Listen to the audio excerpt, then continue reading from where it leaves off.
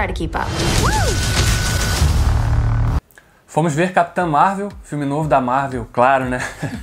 Que tá aí nos cinemas, acabou de estrear agora no dia 7 de março. Capitã Marvel.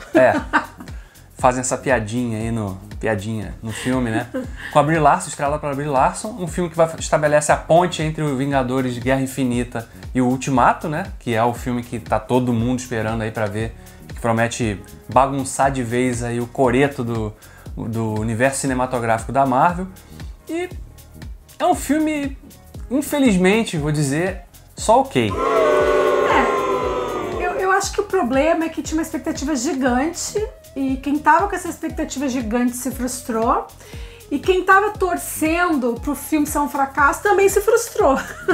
Ele então, não é. É um filme que fica no meio do caminho, né? Ele fica no meio do caminho e não é um filme ruim, gente. Não é de jeito nenhum. É um filme bom, é um filme legal, é um filme bacana. Mas a gente sempre chega com aquela expectativa de, quando acaba, a gente fica com aquele sentimento: uou, uau, que foi isso? Mas também, depois, saindo do cinema e pensando, eu não me lembro de ter ficado assim, uau, tal, em nenhum filme de herói, tirando, sei lá, aquela das Trevas. O Pantera Negra. Pantera Negra, que foi o último. E esse é um detalhe também, né? É um filme de introdução de uma personagem que não tinha aparecido antes ainda. Introdução e um filme de origem, né? Exatamente. Então, assim, E se a gente for pensar em todos os filmes de origem de personagem, a introdução da Marvel, também não teve nenhum muito bom, né? Eu, pelo menos, desgosto de praticamente todos. Acho que o único que realmente é um filme de introdução... Quer dizer, a introdução não é porque ele já tinha aparecido no Guerra Civil do Capitão América, mas um filme solo, né, que tem ali mostrando as origens do personagem, é o Pantera Negra, que foi o filme que realmente impressionou muita gente, né? Não foi à toa que foi indicado aí para prêmios no Oscar.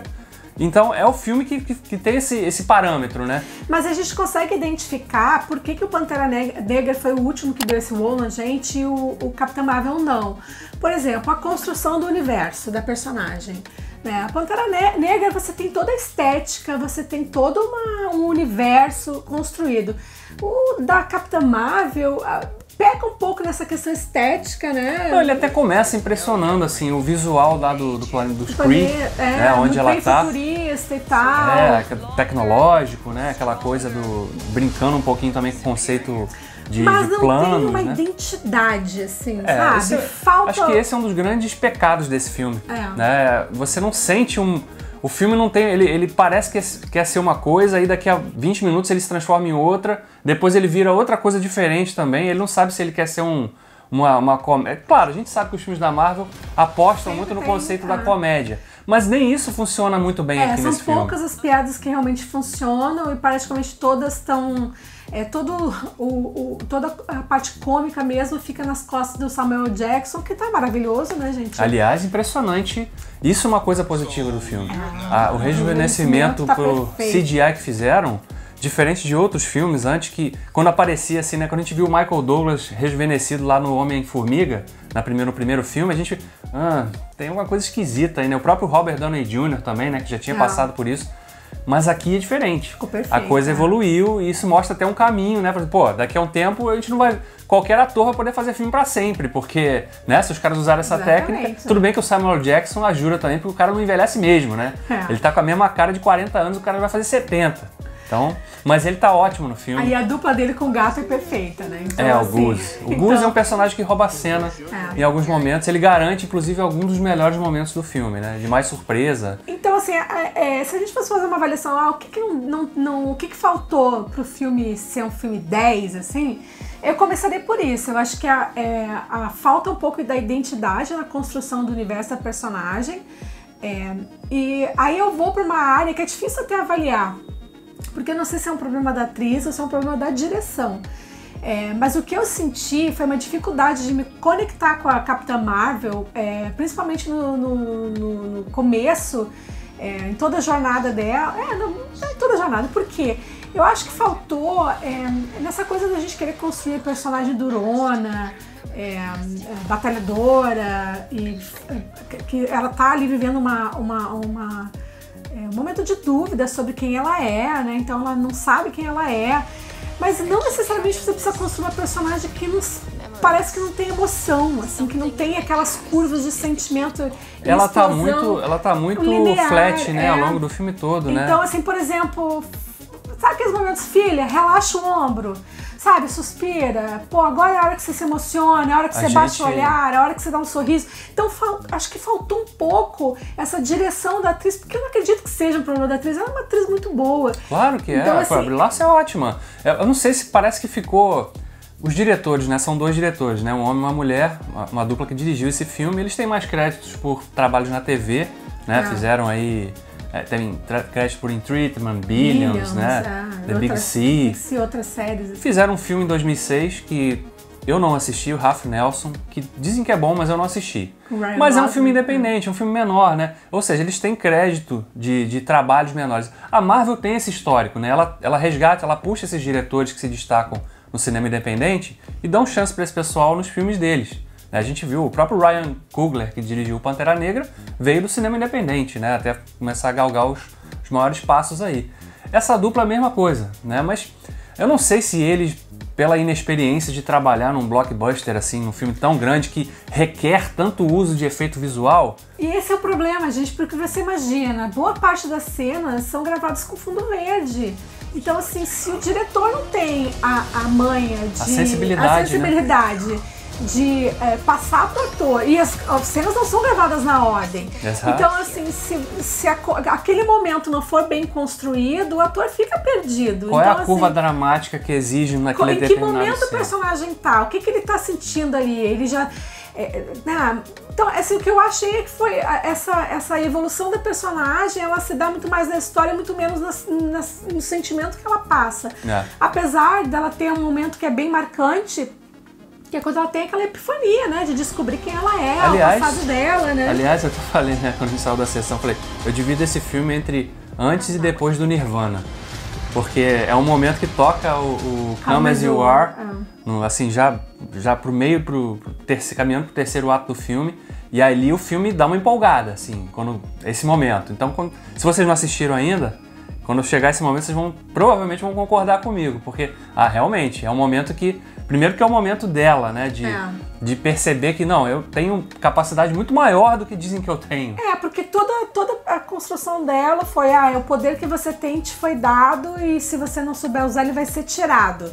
Então ela vive aquele conflito de não saber quem ela não tem pequenos flashes do passado e lutar para controlar essa força, né?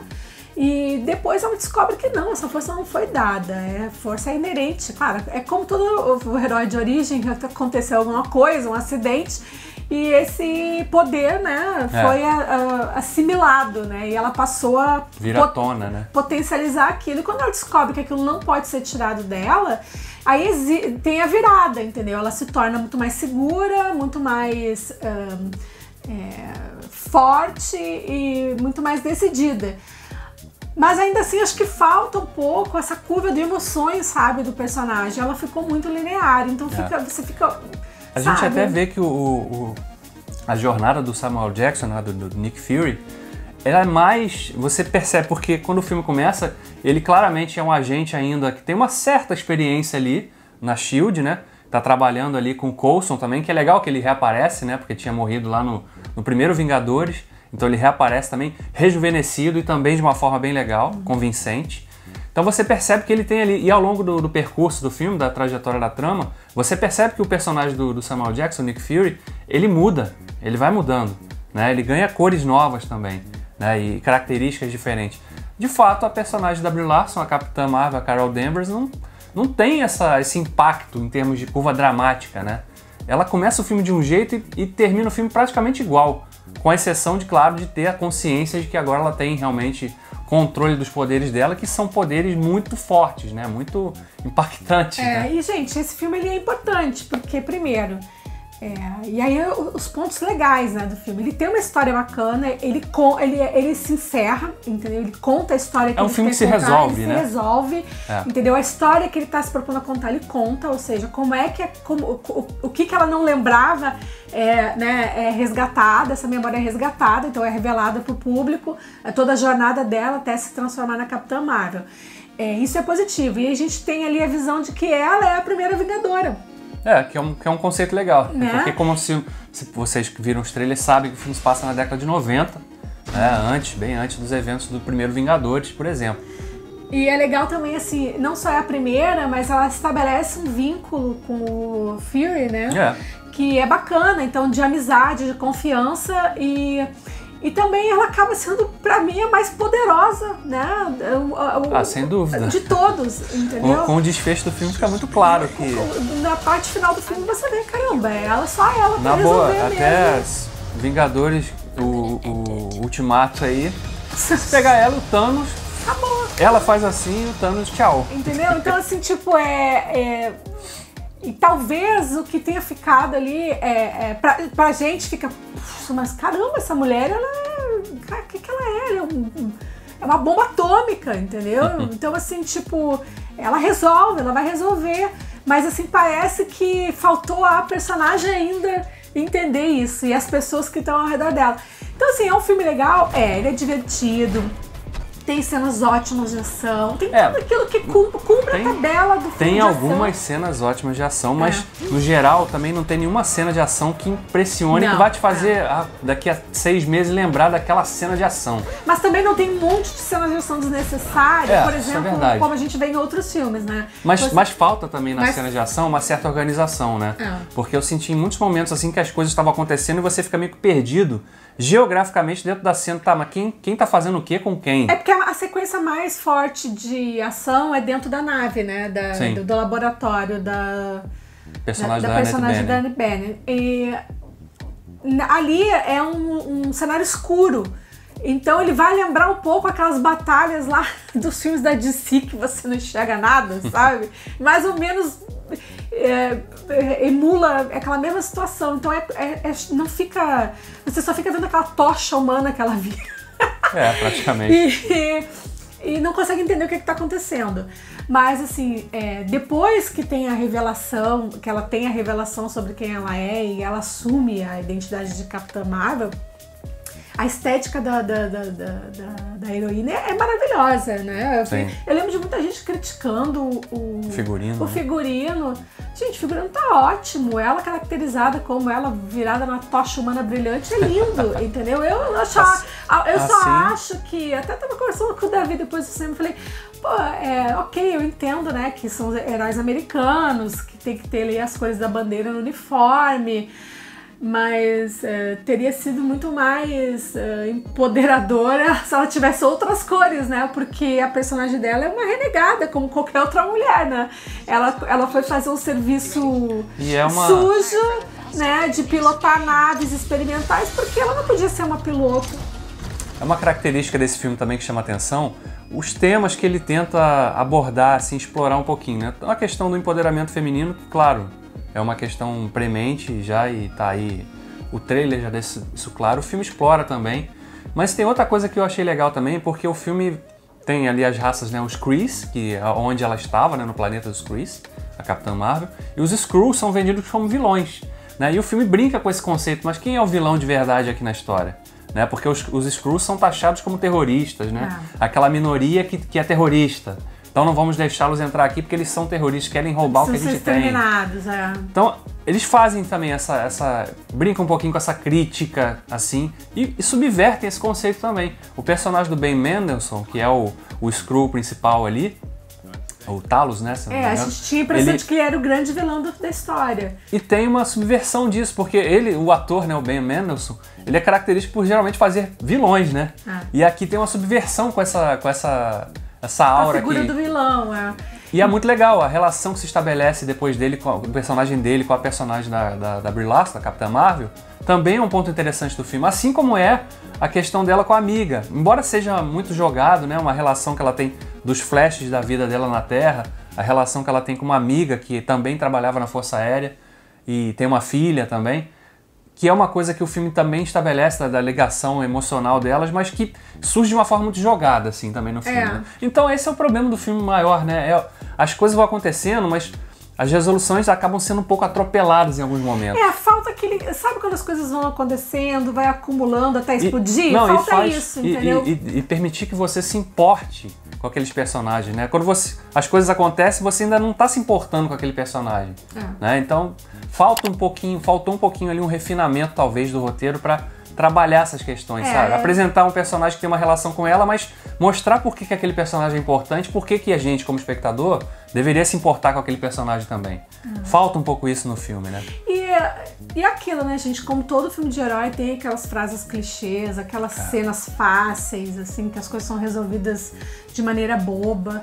Então, assim, não é um problema do filme da Capitã Marvel, é um problema de todos os filmes, entendeu? É a fórmula, né? Então, assim, mas é importante, porque eu sei que tem muita gente que... vocês estão falando mal. Não é, gente, assim...